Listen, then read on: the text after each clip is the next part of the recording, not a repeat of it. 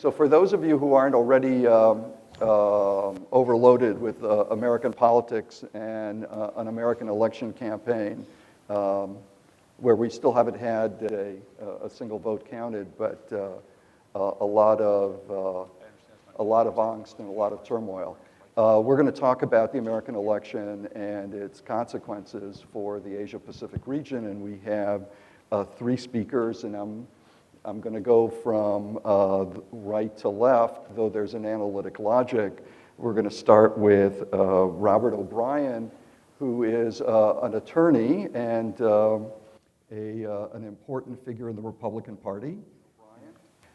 He's had extensive experience in international organizational affairs, having been appointed to a number of commissions and posts in the Bush administration, including alternate representative to the United Nations. He was a foreign policy and national security advisor to Mitt Romney's campaign in 2012. This year, I hope I'm not spreading rumors, but I'm quoting reports. He was courted by Governor Perry, Ted Cruz, Lindsey Graham, and decided to join the foreign policy team of Governor Walker. So you can see I'm picking winners, every 4 years, So, and he writes widely. His commentaries on foreign policy and on Republican politics can be found in a number of outlets. He's also published law review articles in places such as the American Journal of International Law, and we're delighted to have him here. And I'm a UCLA Bruin, too, so I never thought the political science department But you went to law school at Berkeley. But I went here undergrad, and I never thought that they'd let me back up on a stage here at UCLA after that, so it's good to be home. Thank you, Professor. It's all yours. I'm just going to introduce people in sequence, so it's all yours. All right, well, I'll take just a couple of minutes, and then I think we can kind of make this more of a conversation. I think the way to look at the field, I don't want to spend too much time on the horse race, and you're all better off being here, and Professor, you're better off being here than in Des Moines. I've been in Des Moines the last couple of cycles this time of year. It's much better to be in Southern California than at the Courtyard Marriott in Des Moines with dirty snow and cold weather and lots of reporters around. We've got a very interesting race. I know all of you are following, whether you're Republican or Democrat, it's a very interesting race. Mr. Trump has made it a very unique situation. I think we have 3 lanes right now in the Republican Party. You have your outsider lane, which has been filled by Donald Trump. You've got the conservative lane that Ted Cruz has taken control of. And then you've got the traditional establishment lane. And there's a free-for-all there. Usually the free-for-all is on the conservative side. Marco Rubio probably emerges from the establishment lane as the establishment candidate, although Chris Christie, Governor Kasich, and Governor Bush are all making a run for that. To address how the candidates might look at Asian Pacific and U.S.-Australian type relations as President of the United States, as POTUS, let me just focus on maybe the top 3 right now: Trump, Cruz, and Rubio, assuming that one of those becomes the nominee and potentially defeats Hillary Clinton. And that's a big assumption that she'll be the Democrat nominee, and the Democrats in the room will know better than me if that will happen or not, but that's at least the conventional wisdom. I think Trump is the most unknown of the 3. I think he talks about rebuilding the American military and rebuilding American power. I think you can take him at his word on that. And so I do think he would be interested in a Reagan-style defense buildup. But he's also talked about his opposition to the Gulf War, his reticence to deploy American troops. Again, there's something Reagan-esque about that, because Reagan, with few exceptions, did not deploy troops the way we've seen since he was president.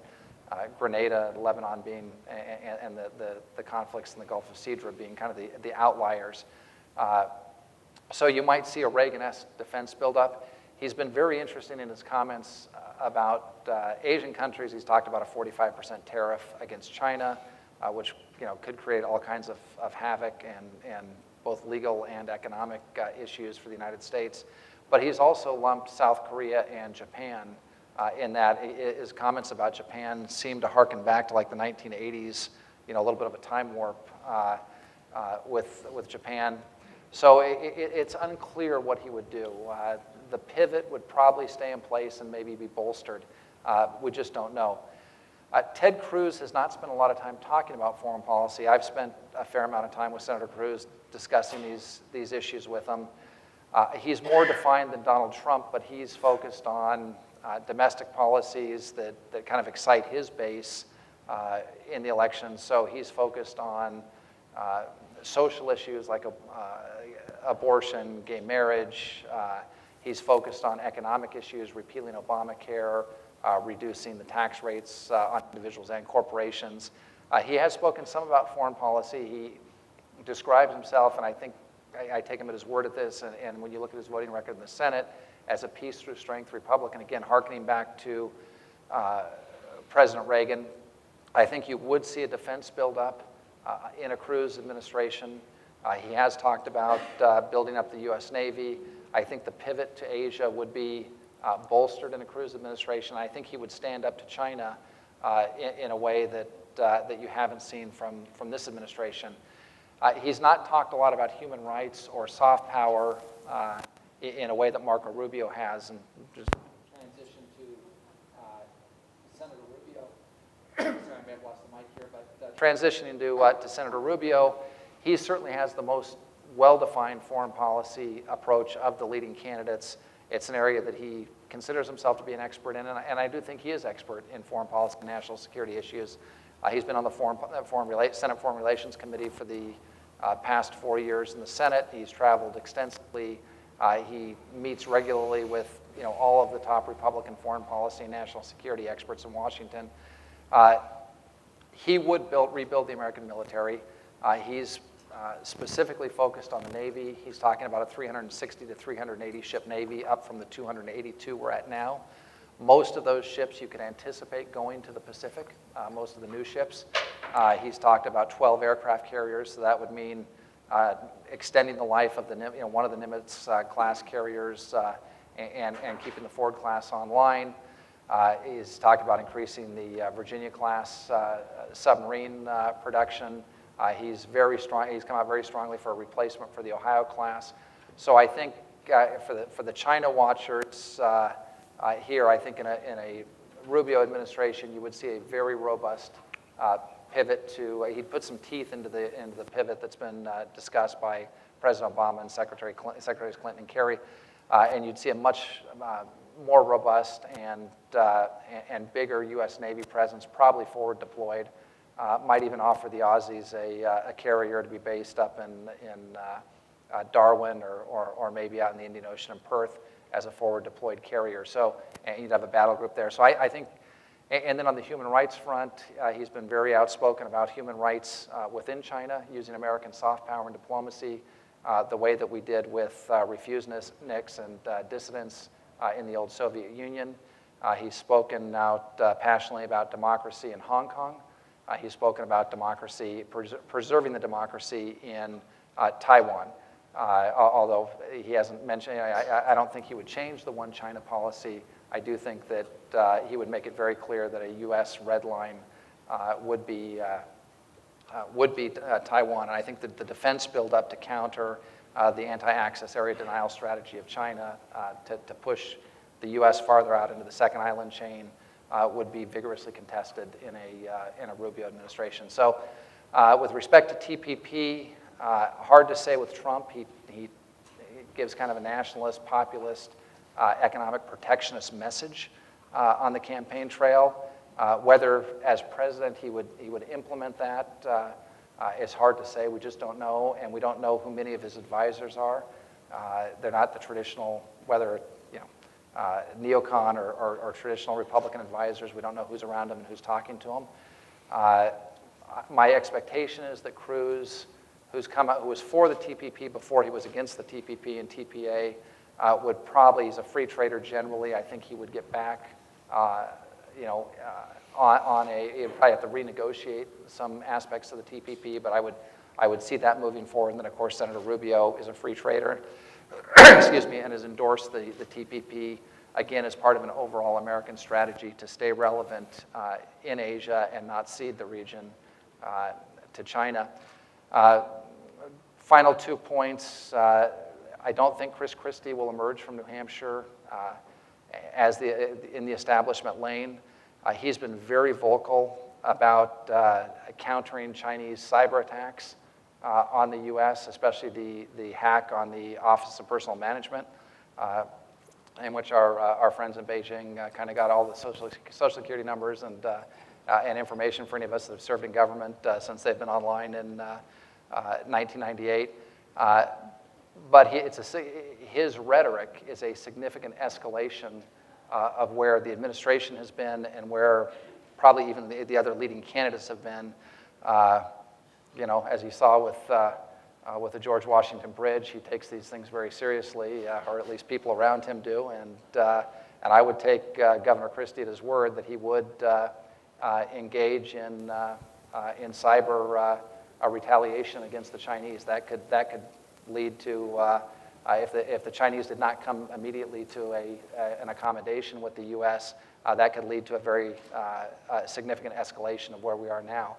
And I think Governor Christie's serious about that. I think it's less likely that he'll be POTUS than be in the cabinet. So that's interesting. Rand Paul, the chances of him being the Republican nominee and therefore being the President of the United States is 0. He would continue the Obama policy, but I think he would be even less forward on the pivot. He's still talking about cutting defense spending, but I don't think he's going anywhere, so I don't think that matters. He would obviously be the candidate for those folks that don't believe America should have a leadership role in the world, be the leader of the free world, out supporting our friends and allies, and have a robust military capacity. Rand Paul would be their candidate, or they'd probably appreciate a Rand Paul presidency. It would be probably similar to what we're seeing with the Obama presidency, but again, less, maybe even less engaged in the world than the current administration. And then finally, South China Sea. One of the things that is kicking around in Republican circles among foreign policy folks, and it's gaining some currency right now. Obviously, no one wants to see an escalation with the Chinese. I think in the South China Sea, I think the foreign minister earlier had wise comments there. The President Xi has said he does not want to militarize the South China Sea. Whether the freedom of navigation patrols are enough to push the Chinese back or to ensure a peaceful environment in the South China Sea is unclear. One of the things that's being talked about is establishing a process or a convention, invite the Chinese and every other interested party. The United States does not have territorial claims in the South China Sea and has not taken a position on territory in the South China Sea, and could serve as an honest broker. Whether Beijing felt that way or not, it's unlikely, but start the process to peacefully settle these disputes. Whether China participates or not, if they don't participate, they could risk an international consensus as to what the proper borders are, maritime boundaries are, and that sort of thing. And that might be a way to move the process forward in a peaceful manner in a multinational, multilateral setting, and try and avoid some of the problems that could take place with more robust freedom of navigation patrols and that sort of thing. So that's something that I think all the Republican candidates are being advised on right now, and you could potentially see in an administration. So I've filibustered long enough. That's my 2 cents worth, and now you'll get to hear from the real political analyst, Dan Schnur, who knows who's going to win. So let me introduce our next speaker, Dan Schnur, who's director of the Unruh Institute for Politics at the University of California. Professor Schnur is started out, I guess, political life as a media strategist, and over a couple of decades worked in was 4 presidential campaigns and 3 gubernatorial campaigns, and was a press secretary and director of communications for Governor Wilson. Last worked as a national communications director for the John McCain campaign of 2000, and somehow stumbled his way into academia. Stumbled? His way, going from a luminary in the Republican Party to a mere academic, as some of us would put it, But he directs the center, and he switched his affiliation from Republican to no preference, and ran as a without party label for the position of Secretary of State, and has become involved in a variety of reform efforts. His commentaries can appear in major newspapers up and down the coast, and his comments can be heard on NPR and other outlets. It's a pleasure. Thank you. Thank you for having me. The first thing I'd like to do is offer Professor Stein a thank you because he tried to protect me by saying that I was the director of the Jess Unruh Institute of Politics at the University of California. But in this Bruin intensive room, I need to tell you the truth. The Jess Unruh Institute of Politics is actually located at the University of Southern California. And so I appreciate your efforts, but I think it's best to be honest about these kinds of things. We have an imperial sense about us. I will offer you this.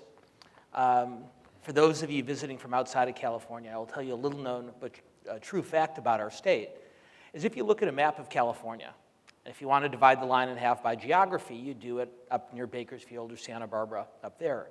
But if you want to divide our state in half, not by geography, but by population, if you drew a line from the Pacific Ocean to the Nevada border, given the tremendous population growth that's occurred out in the Inland Empire in Southeast California over the last couple of decades, you would actually draw that line not through Santa Barbara, not through Bakersfield. You would draw that line right through downtown Los Angeles. And in fact, you would draw that line right down Wilshire Boulevard, which means that for the students in the room, you have the good fortune, is the way I see it, of attending one of the finest universities in all of Northern California. And I think for that, you deserve a tremendous amount of credit. So I've got no problem with you at all, and hopefully you have just as little problem with me. Phew. I also have to correct something that my friend Robert O'Brien said, and I think you could tell from listening to him just not only how good and how astute he is on foreign policy and international matters, but how lucky the Republican candidate that secures him for the remainder of the primary season and general election will be to have him on their team. As Art mentioned, I am no longer a Republican. I'm a registered independent, and will try to offer a different type of perspective. We're not accepting that. But to correct something that Robert said, I will not make predictions today. Not because I think they're silly or shallow, but because I'm not any good at them. And what I've found and what I've told my students is that predictions in anything tend to be based, good predictions tend to be based on prior experience. And I think we could all agree there is nothing in any of our prior political experience that would lend itself to a series of predictions about the outcome of this year's presidential campaign. So what I'll offer you instead is the last refuge of a pundit. Instead of offering predictions, I'll offer you a bit of analysis and let Professor Smith weigh in and leave as much time as possible for your questions.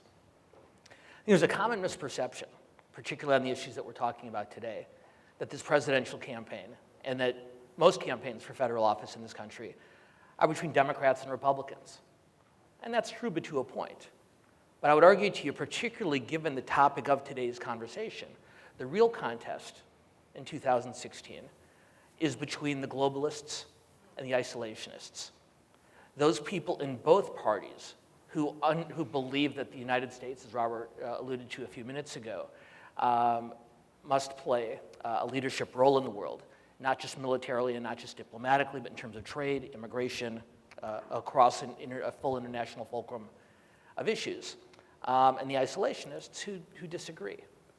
Now, if you look back over 100 plus years of American history, you see some fairly consistent patterns. And what you see is that after any prolonged military engagement or any prolonged period of economic difficulty, America tends to look inward. After World Wars I and II, after the Korean War, after Vietnam, and certainly after the first Iraq War, it is the natural tendency of a weary country. And the same thing exists on economic fronts. When voters are tired, when they feel overextended, they look inward, and that's natural and that's understandable. And I think it falls to principled men and women in both parties to withstand those natural impulses. So I would tell you in this early stages of the 2016 campaign, in a contest between globalists and wall builders, the wall builders are winning. And the wall builders are winning in both parties. I'll correct something I said earlier. I don't like predictions, but I will make 3 quick ones. I don't believe that Donald Trump will be the next president of the United States. I don't believe that Bernie Sanders will be the next president of the United States. I don't believe that Ted Cruz will be the next president of the United States. And if you like, we can talk more later about why I come to that belief for reasons other than just pure hope. I actually do have, I think, something on which to base those assumptions. That said, what Senator Sanders, what Senator Cruz, and what Mr. Trump represent on the campaign trail is a feeling that is growing and spreading with rapid speed among the American populace. The idea that we're tired, we're overextended, we're struggling, we need to look inward. And that vortex of isolationism has not only contributed to the rise of Trump and Cruz and Sanders in the polls in their respective primaries, but that same vortex has also sucked in candidates who otherwise might be considered more internationalist.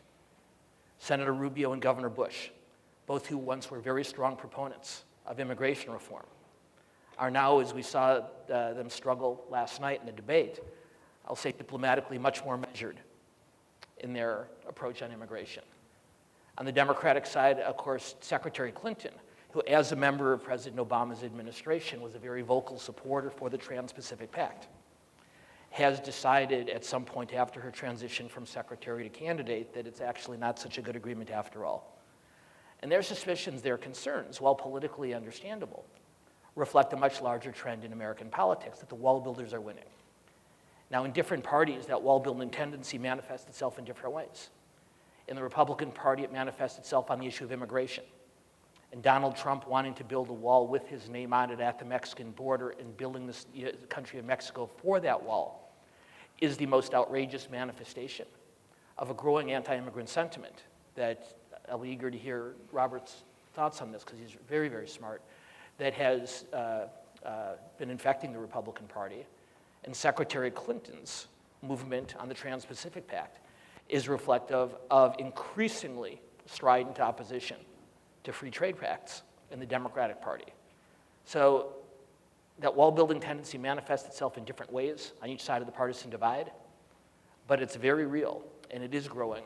And I would suggest to you that if it were not for the rise of ISIS, Senator Rand Paul, who was on the cover of Time magazine last year before ISIS became quite as an apparent threat to our country and to the civilized world, that Senator Paul's even more aggressive brand of isolationism would be much more successful in the primary campaign than it is now. I'm going to give you 2 recent examples of American politicians who I think have stood up to these tendencies, one in each party. Not too long ago, Governor Nikki Haley, the governor of South Carolina, in her giving the Republican response to President Obama's State of the Union address, in addition to calling out President Obama on issues on which she disagreed with him, also, without mentioning him by name, offered a very aggressive criticism of Mr. Trump and his, what she characterized, I think correctly, as anti-immigrant statements and agenda. And for that statement, while she received some praise, she was also vilified by many members of the most conservative wing of the Republican Party. At the same time, getting much less attention. The Democratic congressman from Northern California, from just outside of Sacramento, a gentleman by the name of Ami Bera. And the irony here, of course, is that both Nikki Haley and Ami Bera are the children of immigrants. Congressman Ami Bera, representing a swing district, not a safe Democratic district at all, voted with President Obama on the fast-track authorization for the Trans-Pacific Trade Agreement. He also voted with the Republican majority to slow the flow of refugees from a number of Middle Eastern countries into the U.S. in the aftermath of the tragedies in Paris and San Bernardino. And for that, the Democratic Party of his county and now the state have decided to reconsider their endorsement of him, and in fact, that's something that will be debated in the weeks ahead. So, 2 individuals, and like I said, ironically, 2 children of immigrants from the Pacific Rim, both who understand, not just politically, but intuitively and personally, the type of role that the United States can and should play in the Pacific Rim in the world, standing up on behalf of principles that were important to them, a more assertive international agenda, and being criticized harshly by the most ideologically intense members of their own party. So I'll close on a slightly more upward note. I didn't mean to come in as the doomsayer here. So the way I would close is by suggesting to you that the wall builders are winning for now, because this isn't new in American politics either. In campaign years, that kind of nationalist language in both parties does tend to dominate. And once the election is over and the dust has settled, most American presidents, at least in the modern era, have, I would say, if not regained their senses, at least begun to understand their responsibility. And Barack Obama, who talked in very aggressive terms against the North American Free Trade Agreement during his campaign for president in 2008, is now pushing aggressively for very broad trade agreements, not only on the Pacific Rim, but in Europe as well. And President George W. Bush, who talked very rarely about the issue of immigration in his 2000 campaign, made it a centerpiece of his second-term agenda, and his top advisors now say that had he put as much political capital behind the issue in 2002 as he had in 2005, perhaps he could have passed comprehensive immigration reform with a pathway to citizenship. So this is the kind of language you hear in a campaign year. It often goes away once the election is over, but it only goes away when the kind of people who come to conferences like these, in rooms like these, on beautiful January days in California, remind the rest of their communities how important it is that the U.S. work in concert with the rest of the world on the whole range of international issues we've been discussing. Finally, before I turn it over to David Smith, I will offer you an apology.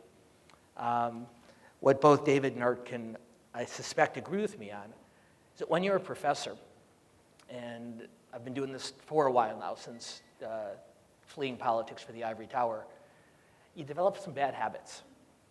And one of them is a professor who teaches classes, 2 or 3 a semester. When you talk to rooms full of people for extended periods of time and they don't leave the room while you're talking, you begin to think it's because you're interesting. And when you tell jokes in rooms full of people whose 10% of their grade is based on class participation, and everyone laughs, you begin to think that you're funny. And then you come to rooms like this one for smart, intelligent conversation with smart, intelligent people, and you realize you're not nearly as smart or not nearly as interesting or not nearly as funny as you thought you were. So thank you very much for your patience. I appreciate it. Well, that was interesting. So our last presentation, and I better look at my notes so I don't screw up again, is by David Smith, who's an America watcher at the University of Sydney, where he's with the United States Study Center. Last year, he published a book with Cambridge Press entitled, somewhere here, Religious Persecution and Political Order in the United States. And in that context, has worked on how the religious identity of presidential candidates affects support for them, looking at Obama and Mitt Romney. And we'll now get a view from, it's always interesting that sometimes the best perspectives on American society and on American politics comes from those that watch us from overseas. No pressure. And it's why we still read de Tocqueville 150 years later. Professor Smith.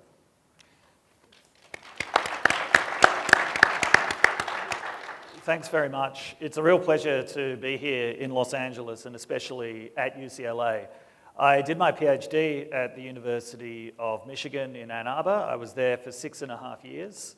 And every year in early December, I would watch the UCLA USC football game because by that point, Michigan would already be 2 months into its 7-month winter.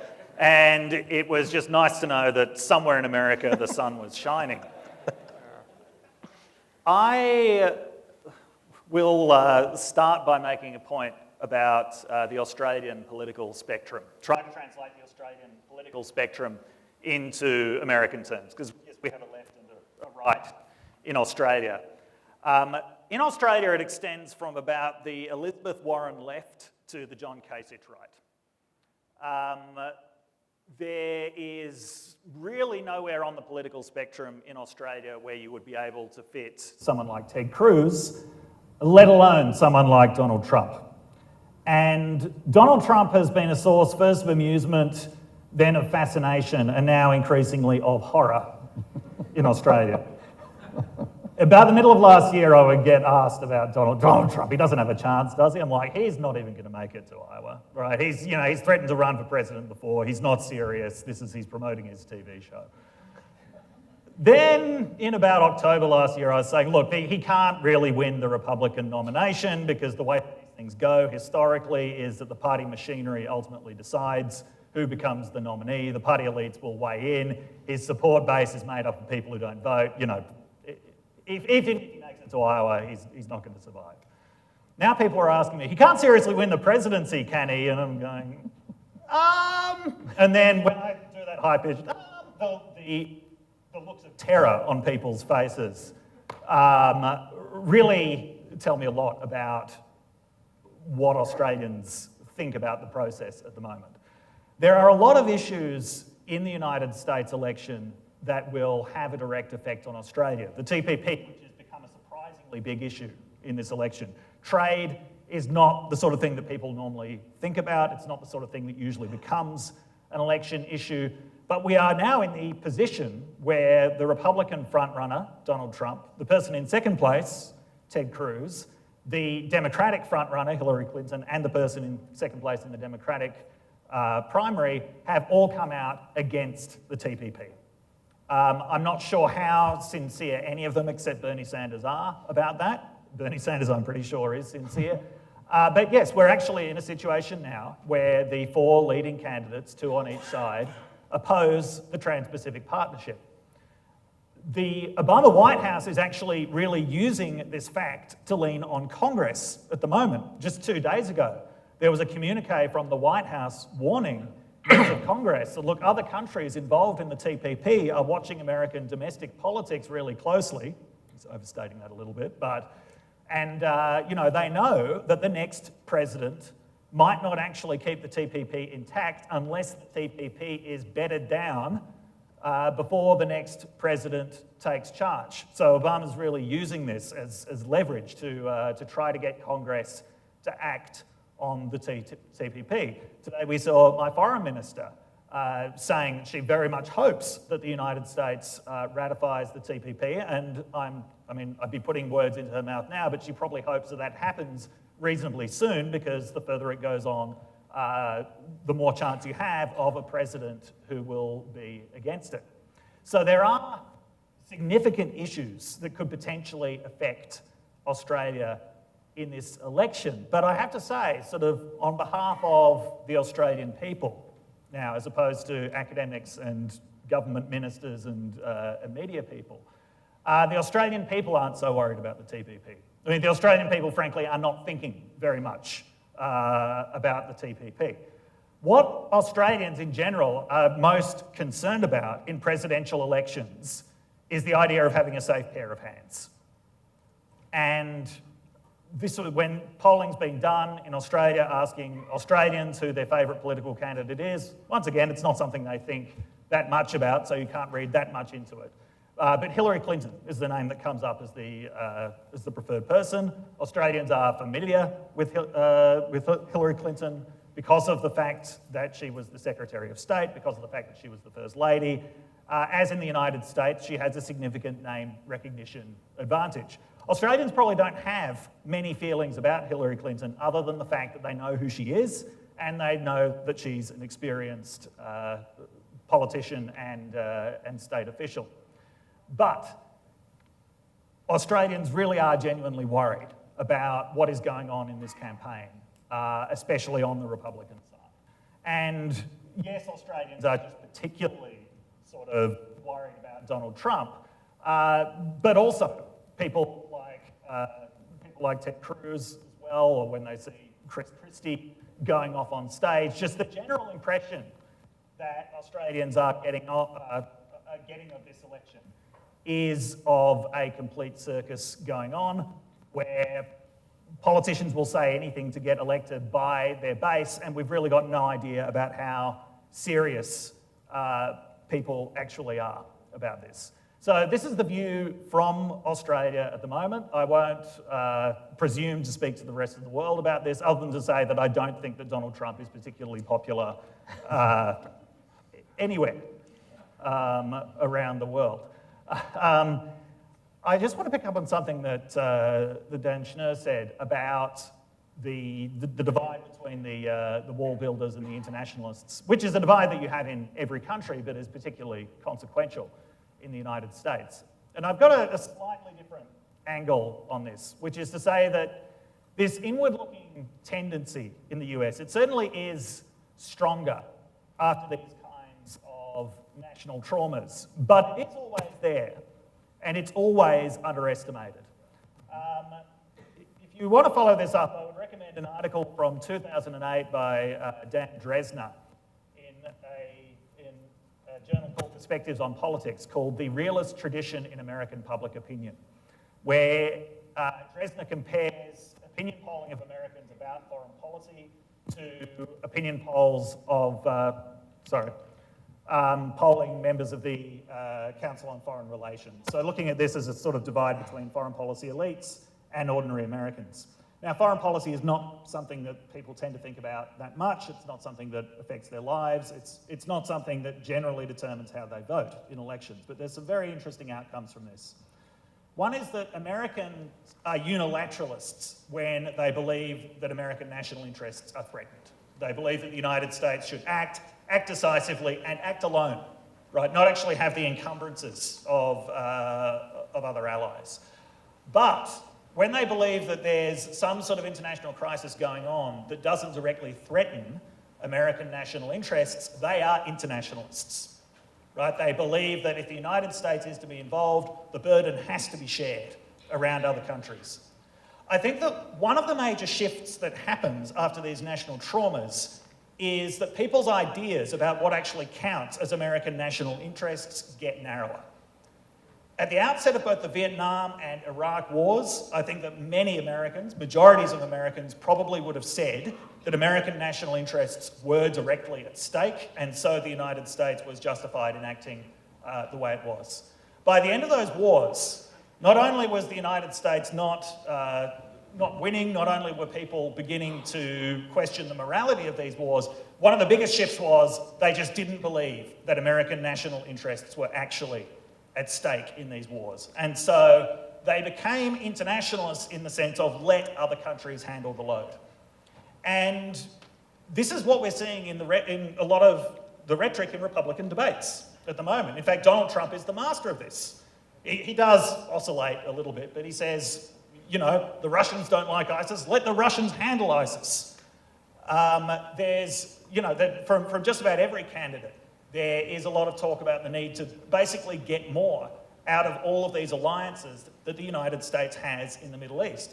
And from the point of view of the sort of average American, they will be wondering what good are these alliances if all they do is drag the United States into these morasses where the US has to, has to shoulder the majority of the burden.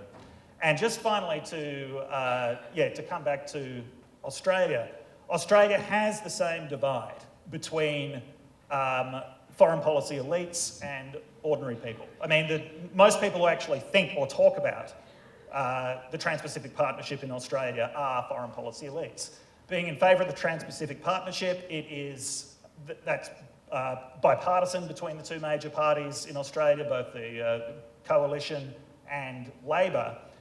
Ordinary Australians aren't actually asked about it that often, and when they are asked about it, they've got very little idea of what's going on. I mean, you can't blame them because it was completely secret until the details were released quite recently, and they'd be a lot more ambivalent towards it.